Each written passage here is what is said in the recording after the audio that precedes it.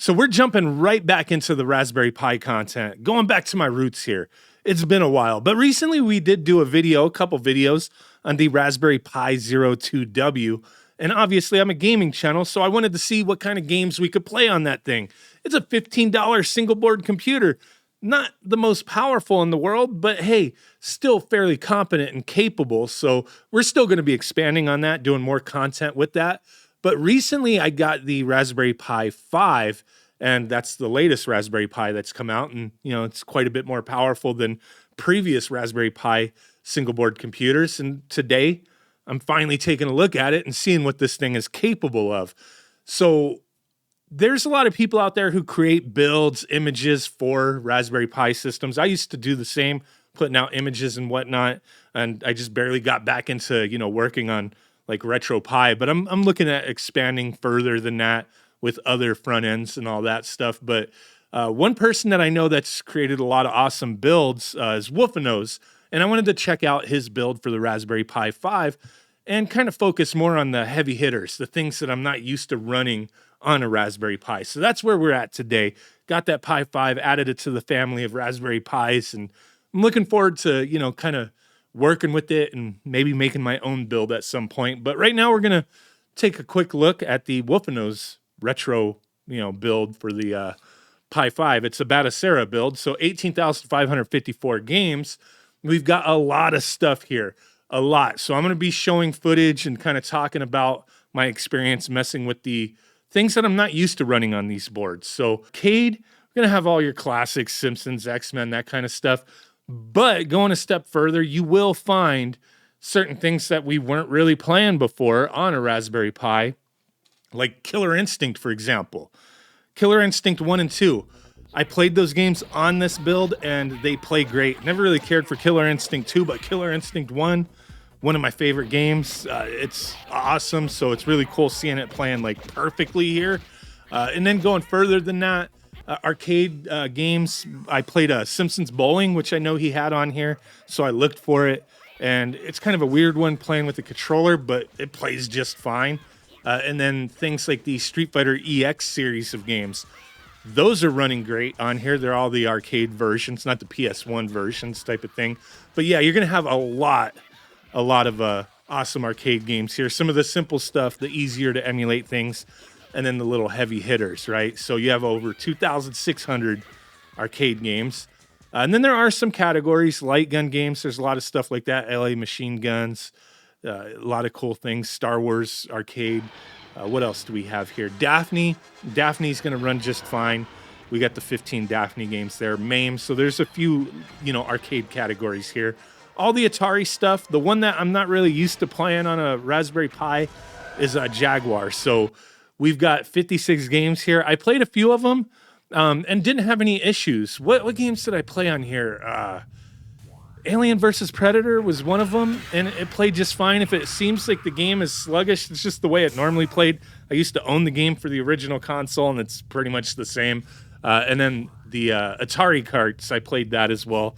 Kind of, you know, booty Mario Kart wannabe game. But most of these games, everything that I played, I mean, I can't say for sure every single one of them is going to run just fine, but it seems like they do. So Atari Jaguar, pretty interesting. If there's anything you actually care to play on Jaguar, you could play it here.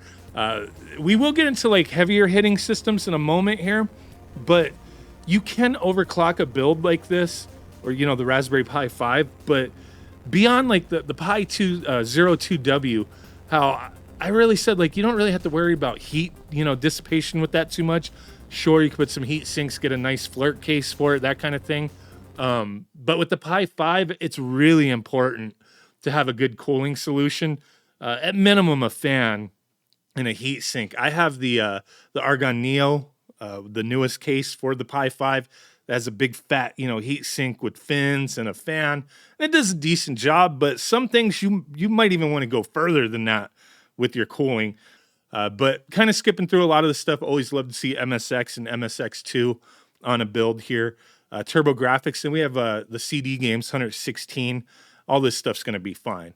Super graphics, Wolfanoz actually, you know, he realizes there's only 5 games in there like any normal person would. Not like these Chinese freaking little consoles that are put out there that have like 500 super graphics games. There's only 5. Always happy to see that. Like people just, yeah. All right, let's keep it going. So like I said, all your normal stuff. Nintendo 64 was one, even, you know, with the Pi 4, it's just kind of a weird system to emulate, right? You know, hit and miss on a lot of different devices. Some games run, some don't. Some have graphics glitches, that kind of thing. And I wanted to play some games that I remember having issues before, and everything that I played here ran fine. Can't test every single game out, but seems very promising with the Pi 5 to be able to play the vast majority of the Nintendo 64 library. I played things like GoldenEye, perfect. The sky was there. It ran full speed. What else did I play? Cruising USA. I always remember some of the cruising games wouldn't play well, and here they all are playing fine. Blast Corps is another one that I wanted to check out on this device, and Blast Corps ran okay. It was, I mean, perfectly fine in-game, in the stages. I did notice some weird little glitches on the world map here and there, but it's kind of, I don't know, Nintendo 64 emulation just can be weird, but it seems to be fine on this device. So moving on, GameCube. This is going to be one of the big boys here. Now, you may want to overclock your system. I tested out quite a few games on GameCube without overclocking, and I wasn't having issues. But then I did overclock. You may want to overclock for Wii. That's going to be one of the big ones. But it may benefit this, but just make sure you got a good cooling solution.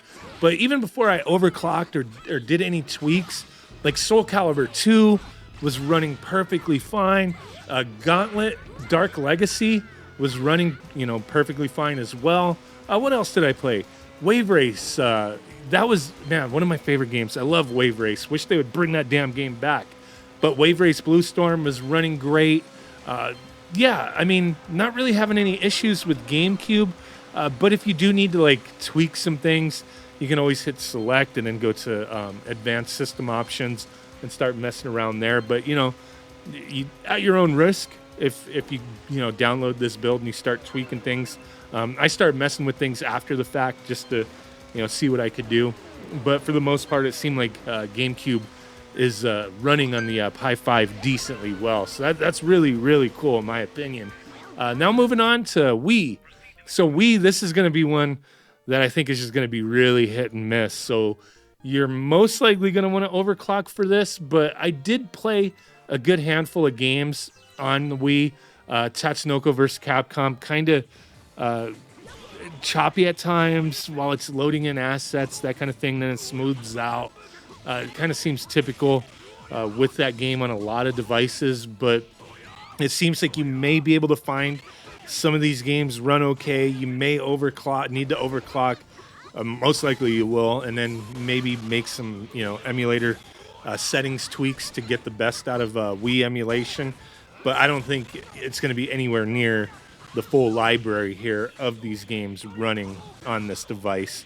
I think you're going to have things like a Thomas Wave, which is going to run fine. Sega Model 3, I think I already showed some Star Wars on that, but Model 3, there's a lot of cool games here. We got 25 games. Daytona USA 2, I played that. I remember playing that. It ran great.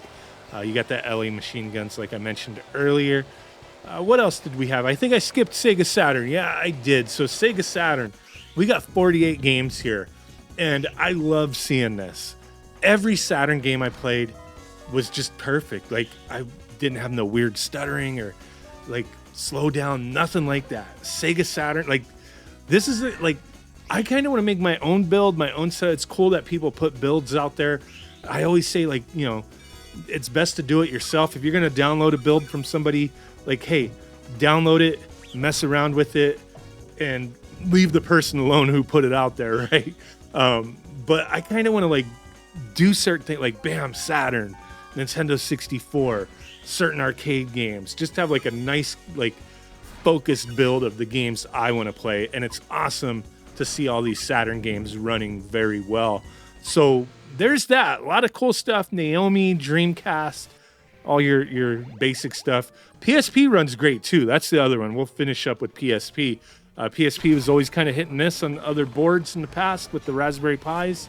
And here, everything I threw at it, wanted to play, was playing great. So yeah, good, good job, Wolfanoz out there putting this big ass build out there for the Pi 5. And it's really cool to see the progress with the Pi 5. And it inspires me to want to mess with creating my own build. But yeah, appreciate you guys. Let me know what you think. Thanks for watching. Bye.